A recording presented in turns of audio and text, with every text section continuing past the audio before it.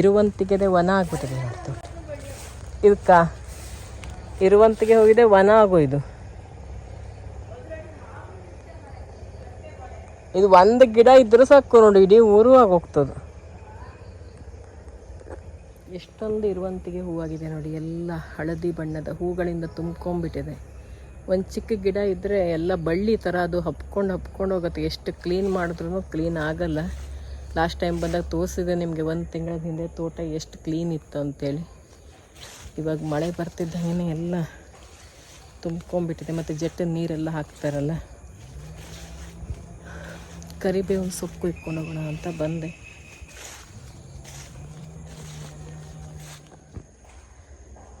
ಎಷ್ಟು ಎತ್ತರ ಆಗಿದೆ ನೋಡಿ ಇಲ್ಲಿ ಕರಿಬೇವಿನ ಗಿಡ. ಒಳ್ಳೆ ಪರಿಮಳ, ಘಮ ಘಮ ಅನ್ನತ್ತೆ.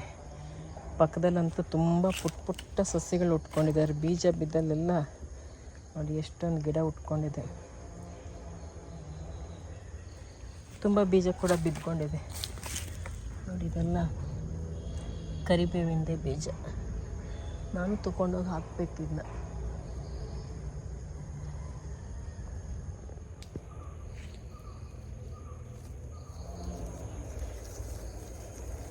ಈ ಕರಿಬೇವು ತುಂಬ ಪರಿಮಳ ಮಾತ್ರ. ಚಟ್ನಿ ಪುಡಿ ಎಲ್ಲ ಮಾಡಬೇಕು, ತುಂಬ ಚೆನ್ನಾಗಿರುತ್ತೆ. ಸಾರಿಗೆ ಹಾಕಿದ್ರೂ ಅಷ್ಟೇ ಘಮ ಘಮ ಅಂತಿರುತ್ತೆ.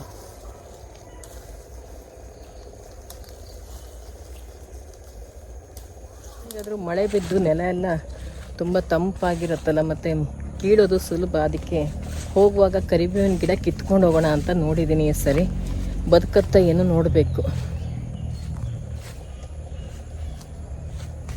ಹೆಣ್ಣು ಮಗು ಅವಳ ಮೊಮ್ಮಕ್ಕಳು ಕರ್ಕೊಂಡು ಬಂದಿದ್ಲು.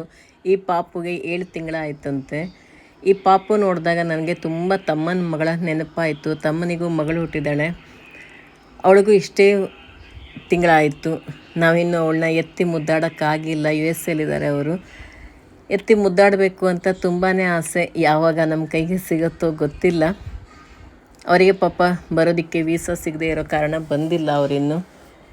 ಈ ಪಾಪು ನೋಡಿದಾಗ ನನಗೆ ತಮ್ಮನ ಮಗಳ ನೆನಪಾಗಿ ಪಾಪುನ ಎತ್ಕೊಂಡು ಸ್ವಲ್ಪ ಹೊತ್ತು ಅಲ್ಲೆಲ್ಲ ಓಡಾಡಿಸಿದೆ. ನನಗೆ ಚಿಕ್ಕ ಮಕ್ಕಳಂದರೆ ತುಂಬಾ ಇಷ್ಟ.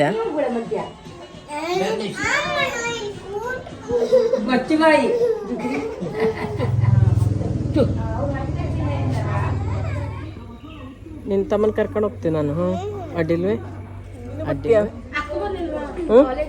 ನೀನು ಬತ್ತೆ ತಮ್ಮನ ಕರ್ಕೊಂಡು ಹೋಗಲ್ಲ.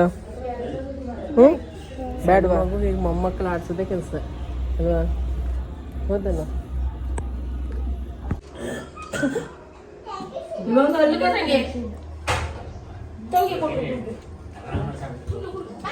ಬಾಬಾ ಬಾಬಾ ಬಾಬಾ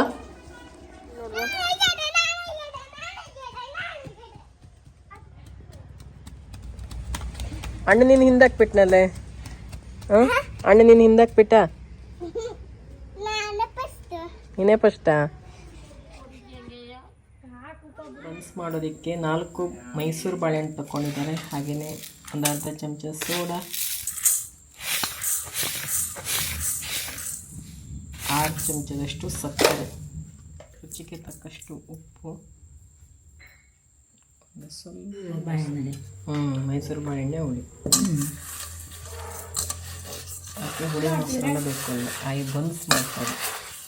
6 ಪೀಸ್ ತಳಿ ಬನ್ಸ್ ನಿಮ್ಗಿಟ್ಟಲ್ದ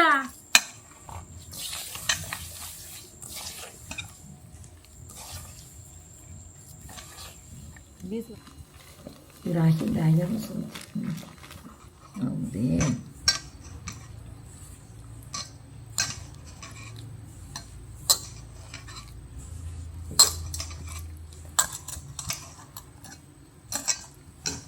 ಎಣ್ಣೆ ಎಲ್ಲ ಹಾಕ್ಕೊಳಗೈತಿ ಅದ.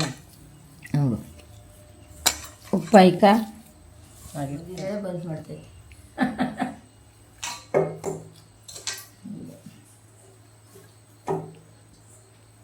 ಇದರಲ್ಲೇ ದೋಸೆ ಇಟ್ಟು ಹಿಡಿದು ಬರ್ತಾರೆ. ಕವರೆಲ್ಲ ಹಾಕಿರ್ತೀಯ? ನಿಜ ಹಾಕ್ತೀರ? ಚಲೋ ಹುಳಿ ಬತ್ತೋಳೆ.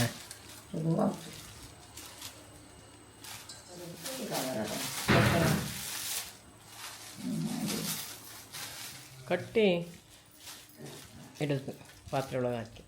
ಬೇಕಾದ್ರೆ ದೋಸೆ ಇಟ್ಟು ನಾನು ಅದು ಕಟ್ಟಿದ್ಯಾ? ಅದೊಂದೇ ಯಾವುದಾದ್ರು ಚಲೋ ಆಗ್ತಿದೆ. ಮಾಡೋಕ್ಕಿಂತ ಮೊದಲು ಒಂದು ಸಲ ನಾದ್ಕೊಂಡು ಮಾಡೋದು. ಆಗ ಚಲೋ ಉಬ್ಬು ಬತ್ತು. ಹಾಕ್ದಾಗೆ ಪ್ರೆಸ್ ಮಾಡಿದ್ರಲ್ಲಿ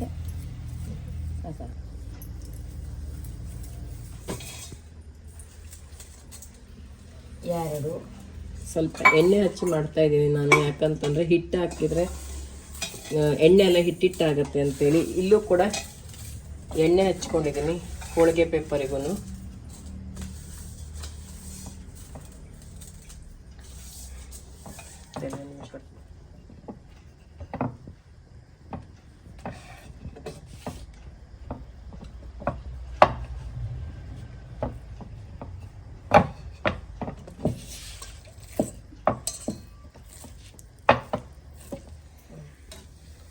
ಹಾಟ್ ಕ್ರಾಸ್ ಬನ್ಸ್ ನೋಡಿ, ಈ ರೀತಿ ಸೀಳಿದೆ ಅಂದರೆ ಬನ್ಸ್ ಸಖತ್ತಾಗಿ ಬಂದಿದೆ ಅಂತ ಅರ್ಥ.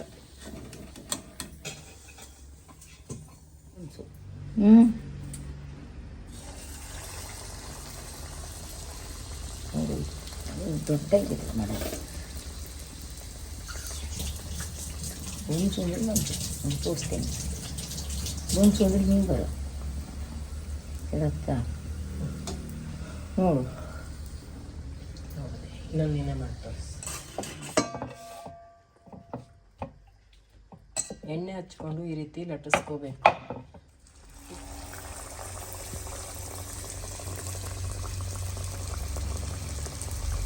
ಒಂದು ಸುಬ್ಬಿ ಮೇಲೆ ಬರ್ತಿರುವಾಗ ಸ್ವಲ್ಪ ಈ ರೀತಿ ಪ್ರೆಸ್ ಮಾಡಬೇಕು. ಎಲ್ಲ ಕಡೆ ಉಪ್ಕೊಂಡು ಬರುತ್ತೆ ಅವಾಗ. ಮೊಬೈಲ್ ಕಾಣೋದು ಎಷ್ಟು ಚೆನ್ನಾಗಿ ಉಬ್ಬು ಬಂದಿದೆ. ಒಳ್ಳೆ ಪದರಾಗಿ ಬರುತ್ತೆ.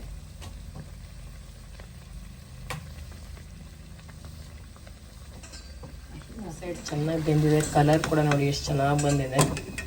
ಒಳ್ಳೆ ಮೊಟ್ಟೆ ಥರ. ಈ ಥರ ನೋಡಿ ಈ ರೀತಿ ತಗೋಬೇಕು. ತುಂಬ ಚೆನ್ನಾಗಿರುತ್ತೆ ಕರಿಯೋದಿಕ್ಕೆಲ್ಲ.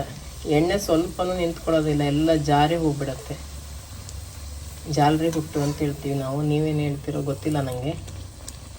ನೋಡಿ ತಿರುಗಿಸಿ ಹಾಕಿದ್ಮೇಲೂ ಚೆನ್ನಾಗಿ ಉಬ್ಬು ಬರ್ತಾಯಿದೆ.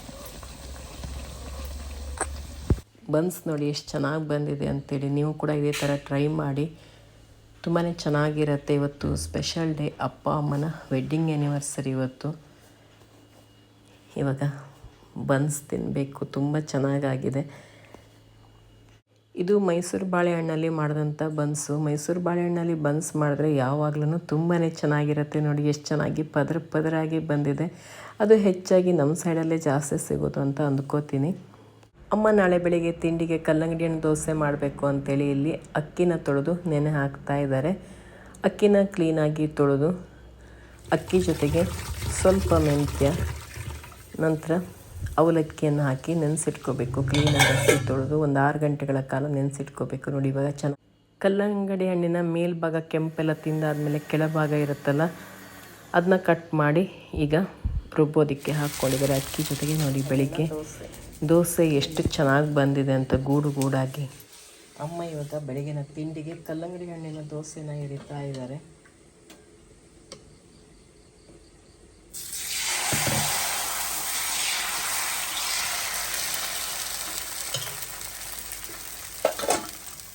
ಬೆಳಿಗ್ಗೆ ದೋಸೆ ಹಾಕ್ಕೊಳ್ಳುವಾಗ ಅದಕ್ಕೆ ರುಚಿಗೆ ತಕ್ಕಷ್ಟು ಉಪ್ಪು ಮತ್ತು ಒಂಚೂರು ಬೆಲ್ಲ ಹಾಕ್ಕೋಬೇಕು. ಚೆನ್ನಾಗಿರುತ್ತೆ. ಬೆಲ್ಲ ಬೇಡ ಅನ್ನೋರು ಹಾಕ್ಕೊಳ್ಳೋದಿದ್ರು ನಡೆಯುತ್ತೆ, ಸಿಹಿ ಬೇಕನ್ನೋರು ಹಾಕ್ಕೋಬೋದು. ಒಳ್ಳೆ ಗೂಡಾದಂಥ ದೋಸೆ.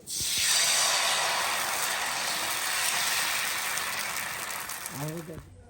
ಇವಾಗ ಹಲಸಿನ ಹಣ್ಣನ್ನು ಬಿರಿಯೋದು.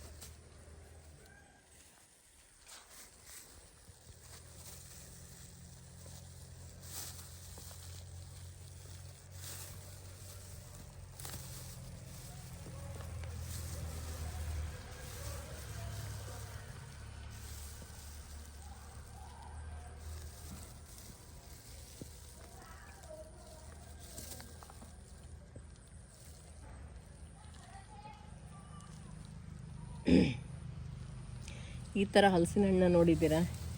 ಇದು ತುಂಬ ಚೆನ್ನಾಗಿರುತ್ತೆ. ಇದು ಕಡುಬೆಲ್ಲ ಮಾಡೋದಕ್ಕೆ, ದೋಸೆ ಮಾಡೋದಕ್ಕೆಲ್ಲ ಈ ಥರ ಹಣ್ಣೆ ಚೆನ್ನಾಗಿರೋದು. ನಮ್ಮ ಕಡೆ ಇದಕ್ಕೆ ಚಕ್ಕೆ ಹಲಸಿನ ಹಣ್ಣು ಅಂತ ಹೇಳ್ತಾರೆ, ಕೆಲವು ಕಡೆ ಇದಕ್ಕೆ ಬರೀ ಹಲಸಿನ ಹಣ್ಣು ಅಂತಾರೆ. ಇದು ರಸ ಇರುತ್ತೆ, ತುಂಬ ಚೆನ್ನಾಗಿರುತ್ತೆ ಮಾತ್ರ. ಅಲ್ಲಿ ಸೊಳೆ ಎಷ್ಟು ಚೆನ್ನಾಗಿರುತ್ತೆ, ಒಳ್ಳೆ ರಸ ಸೊಳೆ. ಇವಾಗ ತೆಗೆದಿದ್ದಾಯ್ತು, ಸ್ವಲ್ಪ ಜಾಸ್ತಿ ಹಣ್ಣಾಗಿದೆ, ಅದಕ್ಕೆ ಹೀಗೆ. ಯಾವುದೇ ಆದರೂ ಇದು ಬೀಜ ತೆಗೆದ ಮೇಲೆ ಹಿಂಗೆ ಇರೋದು ಈ ಹಣ್ಣು ನೋಡಿ. ಇದಕ್ಕೆ ಒಳಗಡೆ ಹಿಂಗಿರುತ್ತೆ ಅಂತೇಳಿ ಗೂಂಜಿದು.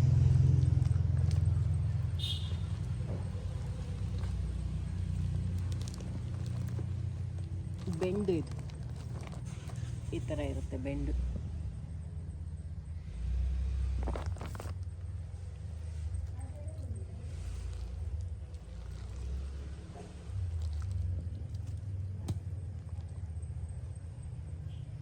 ಇವಾಗ ಇದೆಲ್ಲ ತಗೊಂಡೋಗಿ ಹಸು ಕೊಟ್ಟು ಬರ್ತೀನಿ.